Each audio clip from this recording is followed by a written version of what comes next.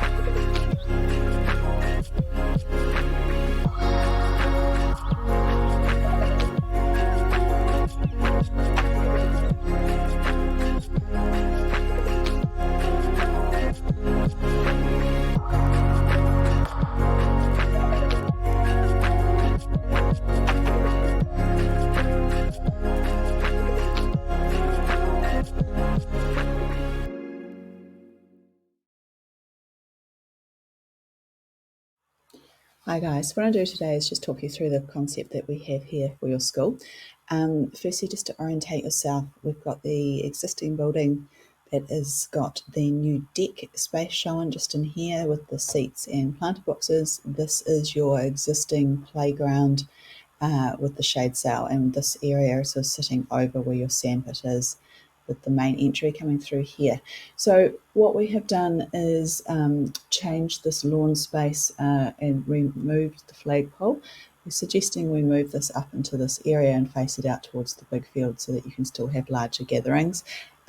This would be done in an artificial turf, similar to what you see here in the photo, with the white line markings for a soccer field set up in here. Now, this obviously won't be a full-size field. It's more of a smaller miniature size, more like a futsal size, but we've tried to make that as large as possible in that space in there. Then what this kind of expands onto is a painted ground surface of a half basketball court. So you can see an example of this here with the post behind. So that's the two sporting elements that are just sitting to the obviously the right of the playground. So the play space itself, if we go and have a look at that, we have really tried to theme it on your migration story. So over where we had the existing sandpit in here, what we obviously have is Ape's Walker coming through here, and I'll show you some more details of that in a minute. This is the main play feature in terms of an equipment piece, and it offers sort of a variety of different play types as well as a cool hangout space, and builds on the story that you see here. So essentially the ground surfacing around this will be done in poured rubber, and that would be themed to look like waves coming through. So we've got the different colours and sort of the ripples of the wave. The nice thing about this is that we're hoping to do the top of this in a net piece, which will also allow you to see these waves come through and underneath the boat. Then what we have is the taniwha in the shape of the stingray just in the front here, and he is obviously leading Hape into the Manukau Harbour, and this we're proposing to do is mound this up so that it's actually sort of a 3D feature.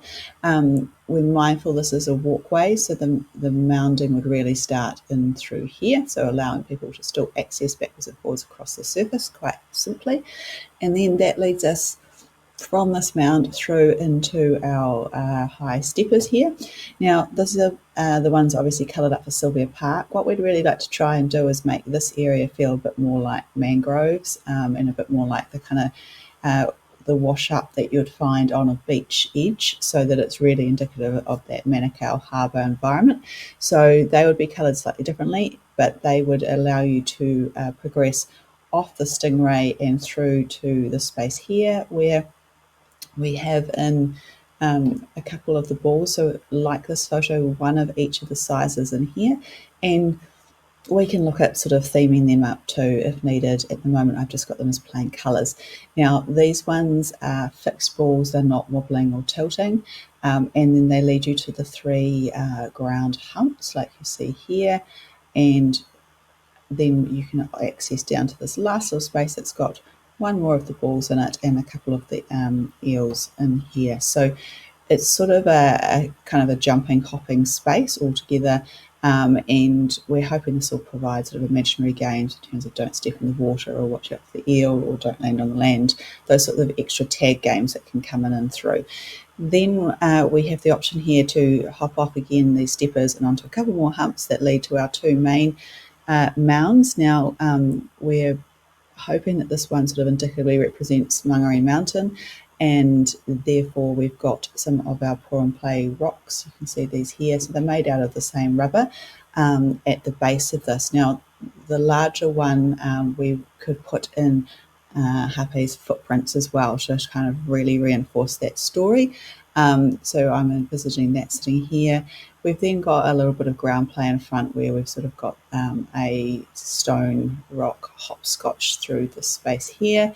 That leads you to the bigger mound with a single 900 slide down the back, and then a slightly smaller mound that has a tunnel through it. So they all sort of link around and can be played in together as one big piece. So hopefully that explains the concept. If you've got any questions, please do let us know. Thank you.